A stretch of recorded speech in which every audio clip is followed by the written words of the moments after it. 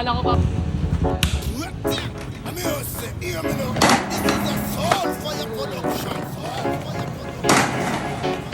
Yes, sir.